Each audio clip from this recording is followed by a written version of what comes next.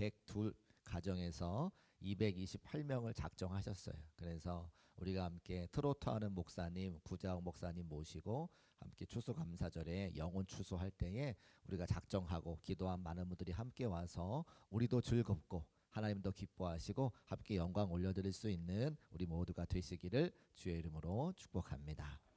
C.S. 루이스라고 하는 작가가 쓴 스크루테이프의 편지라고 하는 책이 있습니다. 이 책은 말씀을 기반으로 상상력을 동원해서 쓴 소설인데요. 두 마귀의 대화예요. 그 늙은 악마인 스크루테이프가 남자를 타락시키는 인물 갖고 온 조카 웜우드라고 하는 이제 그 조카 마귀하고 하는 대화의 이야기가 기록되어져 있는 책입니다. 근데 마귀들이 여러 가지 방법으로 사람들을 어떻게 하면 지옥에 보낼까, 그 영혼을 구원하지 못하게 할까, 이제 그런 내용을 기록한 책인 거죠. 이 책이 언제 쓰여졌냐면 1942년도에 쓰여졌습니다. 굉장히 오래된 책인데 그 책의 내용을 가만히 보면 그때 오래전에 쓰여진 책이지만 오늘 시대, 이 시대의 마귀가 활동하는 것과 크게 다르지 않는 것을 보게 되어져요. 그래서 그때나 지금이나 마귀가 여러 가지 것들을 이용해서 우리들의 영혼이 구원받지 못하고 하나님과 멀어지게 하는 내용이 기록되어져 있습니다. 제가 몇 가지를 좀 말씀드리려고 하는데, 첫 번째는 마귀가 우리의 영혼을 어떻게 파괴하냐면 작은 죄로 무너뜨리게 만든다는 거예요. 사람들은 큰 죄를 짓지 않으려고 그래서 막 조심하는데 마귀가 우리에게 어떻게 하냐면 작은 죄를 계속해서 반복하여 짓게 만든다는 거죠. 그래서 서서히 타락하게 만드는 거예요. 여러분, 항아리에다가 개구리를 한 마리 넣고 서서히 가열하면요, 개구리가 차츰차츰 온도가 뜨거워지니까 그 물이 뜨거운 줄 모르고 계속 헤엄친다는 거예요.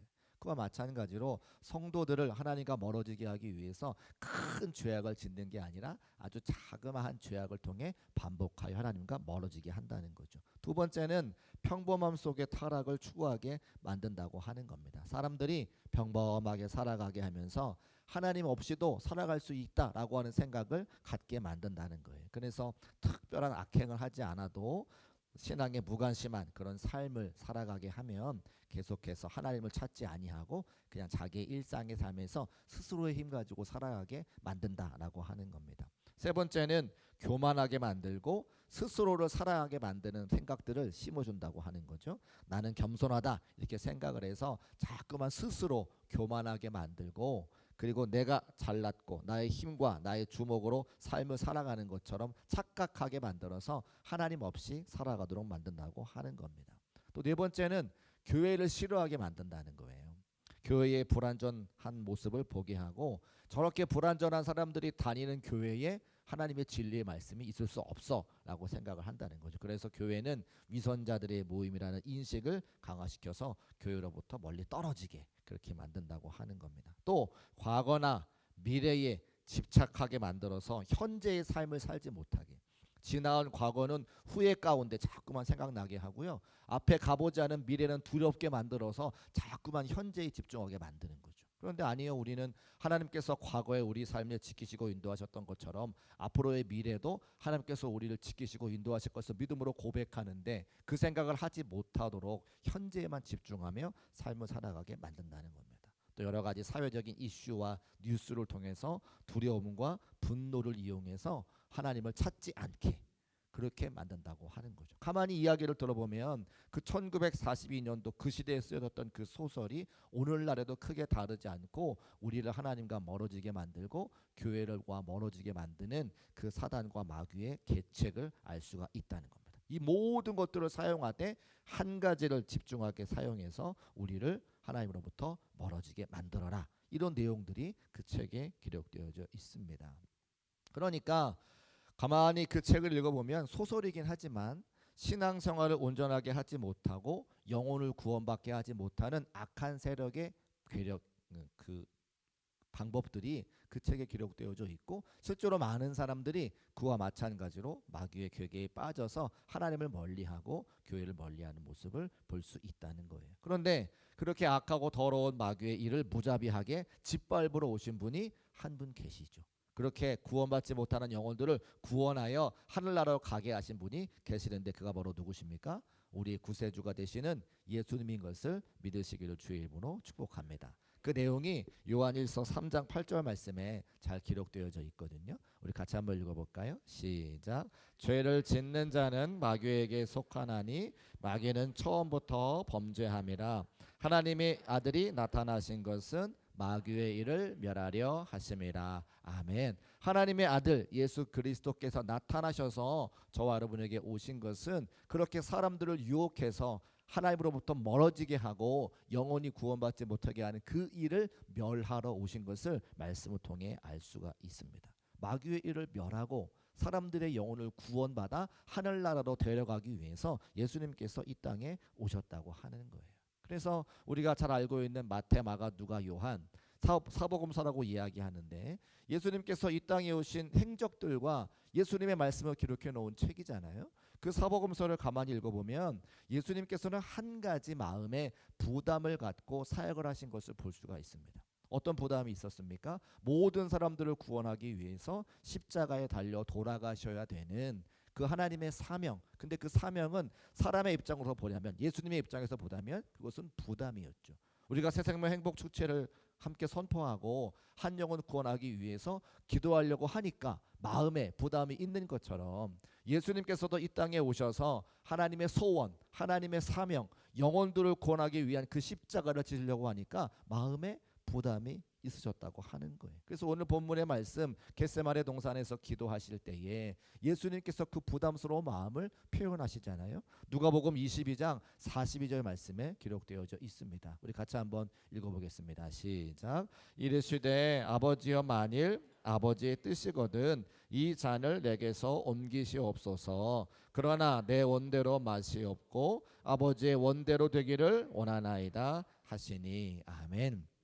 저 42절의 말씀은 예수님께서 부담을 갖고 계신 거죠. 어떤 부담이요? 십자가를 지셔야 되는 부담. 십자가를 왜 지셔야 됩니까? 아까 이야기 말씀드린 것처럼 마귀가 계속해서 우리의 영혼을 구원받지 못하도록 자꾸 교회와 멀리하고 하나님의 말씀 멀리하도록 만들고 범죄하게 만드는데 그 죄악의 문제를 단번에 해결하시기 위해서 십자가를 지셔야 되는 사명을 지고 이 땅에 오셨잖아요. 그 사명을 감당하시기가 예수님도 부담스러웠다고 하는 겁니다. 그러나 예수님은 언제나 십자가 생각밖에 없으셨어요. 사명을 감당하실 때도 십자가, 사람을 고치실 때도 십자가, 제자들과 떡을 떼시면서도 십자가, 발을 씻기면서도 십자가, 십자가에 대한 부담으로 평생을 사셨죠. 왜요? 그래야 영혼들을 구원할 수 있으니까.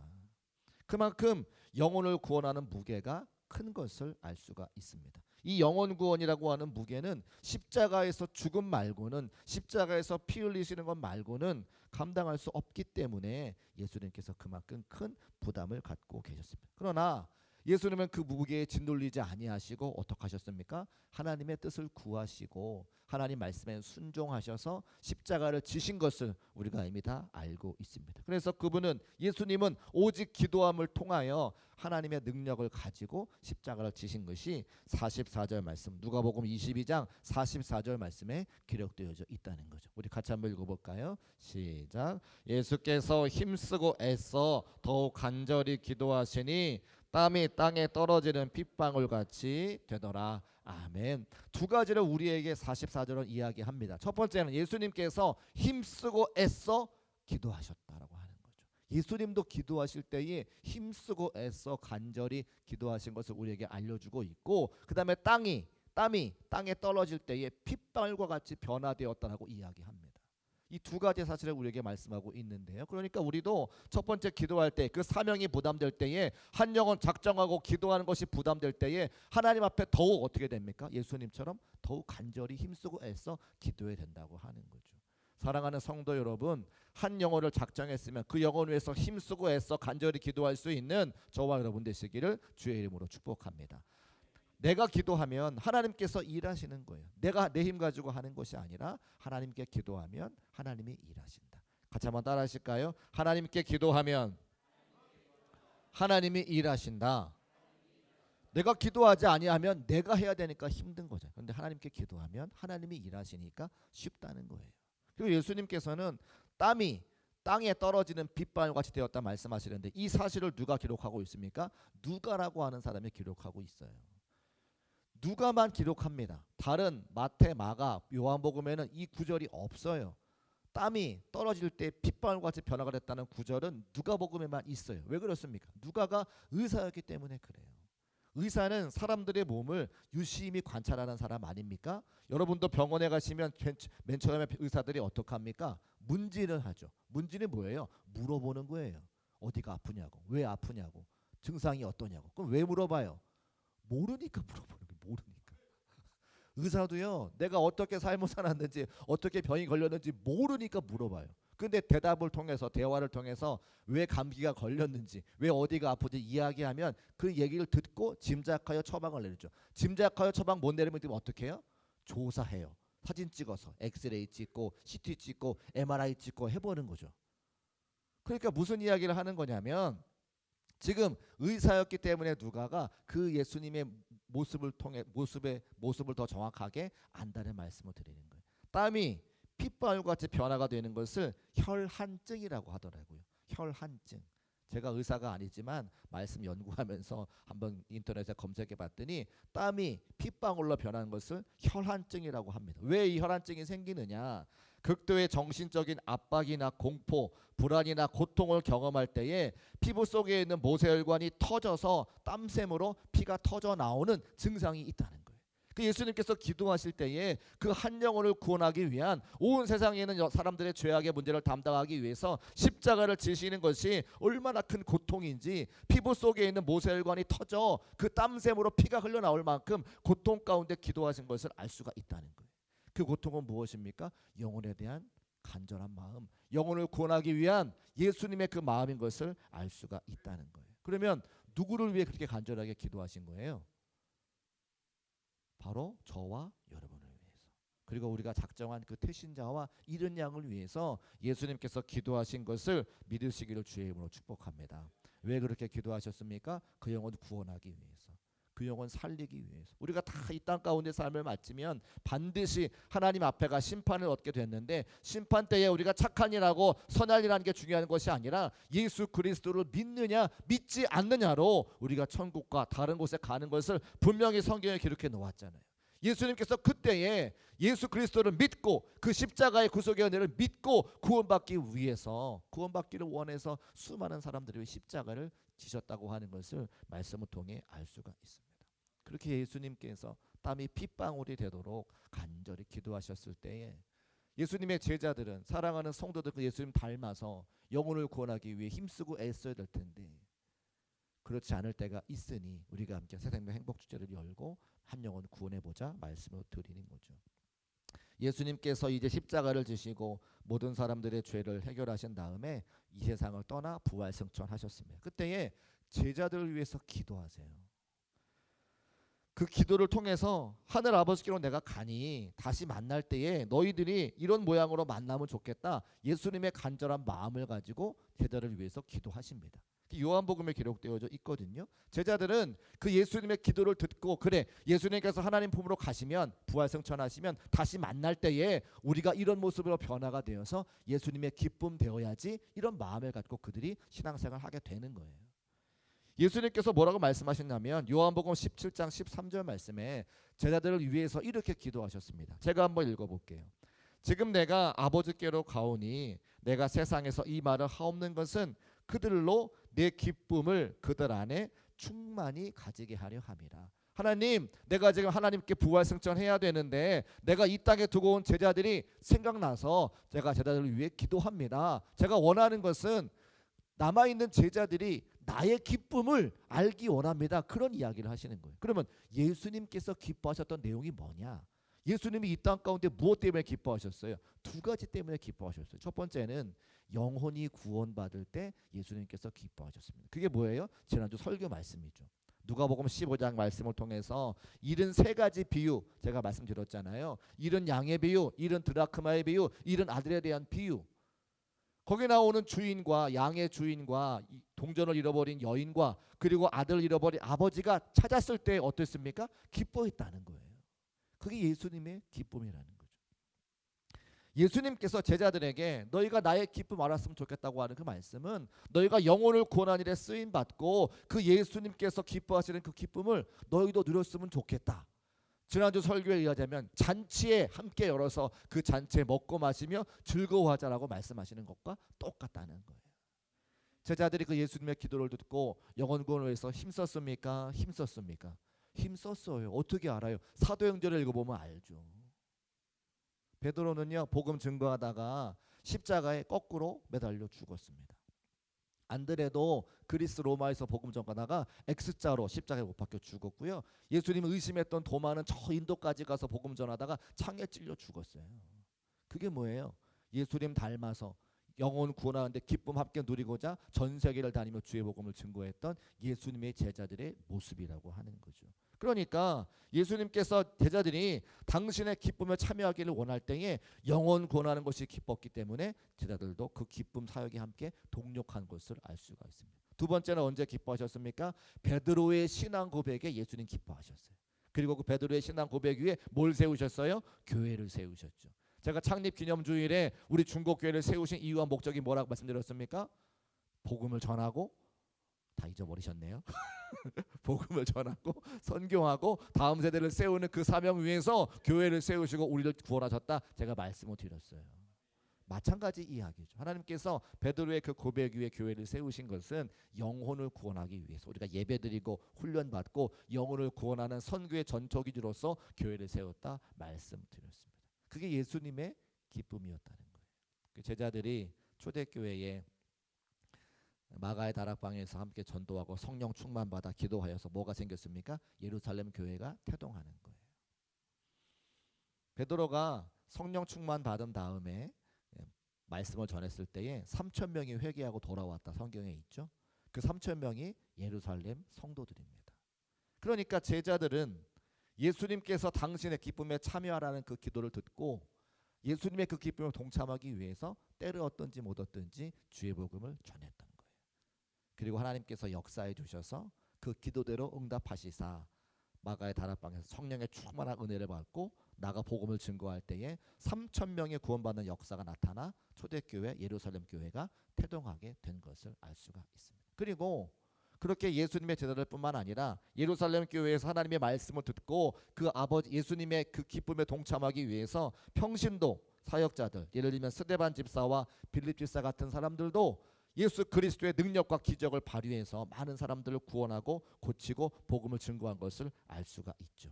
사도행전 2장 42절 말씀 함께 읽어볼까요? 사도행전 2장 42절 말씀 우리 같이 한번 읽어보겠습니다. 시작. 그들이 사도의 가르침을 받아 서로 교제하고 떡을 떼며 오로지 기도하기를 힘쓰니라. 아멘. 오로지 기도하기를 힘썼을 때에 하나님께서 능력 주시고 은혜 주시고 담대함 주셔서 나가 복음을 증거할 수 있도록 은혜를 주신 거예요. 할렐루야. 그래서 오늘 10월 26일에 뭐 하자고 그러는 거예요? 품는 기도. 누구를 품어요? 내가 한 명 올려드린 그 사람의 이름 불러가며 함께 기도할 때에 나는 못한다고 생각하지만, 나는 두렵지만 하나님께서 우리와 함께 해주셔서 예수 그리스도께서 그 기쁨에 동참하라 말씀하신 것처럼 그 담대한 마음에 우리 가운데 있어서 여러분이 작정한 그 영혼들에게 하나님의 말씀도 증거하고 교회 가자고 이야기도 하고 하나님을 자랑할 수 있는 중국계 모든 성도의 삶이 되시기를 주님의 이름으로 축복합니다. 말씀을 정리하겠습니다. 아주 간단한 말씀인데요. 영혼 구원하기 위해서 예수님은 십자가를 지셨습니다. 근데 그게 우리처럼 부담되셨어요. 그래서 겟세마네 동산에서 간절하게 땀방울이 핏방울대로 기도하셨을 때에 하나님께서는 그 예수님께서 십자가를 지실 수 있도록, 그래서 많은 사람들의 영혼을 구원할 수 있도록 도와주셨습니다. 예수님께서 부활 승천하실 때에 제자들을 위해서 기도하실 때도 예수님은 나의 기쁨에 동참하라 말씀해 주시죠. 그것이 무엇입니까? 영혼을 구원하고 교회가 세워지는 거였어요. 예수님의 제자들이 그 예수님의 기도를 듣고 힘을 얻어서 그들도 전 세계를 다니며 복음 증거했을 때에 수많은 사람들이 구원받고 교회가 세워지는 역사가 있었습니다. 그 교회를 통해서 빌립 집사, 스데반 집사 같은 사람들이 평신도들인데 그들도 예수 그리스도의 은혜와 능력 가지고 복음을 증거했을 때에 많은 사람들이 구원받는 역사가 임했다는 거예요. 그냥 된 게 아니에요. 하나님 앞에 기도했을 때. 할렐루야. 하나님 앞에 기도하면 하나님께서 하시면 쉽고 하나님께서 하시면 되기 때문에 우리가 기도하는 거죠. 내가 하는 것이 아니라 하나님께 기도.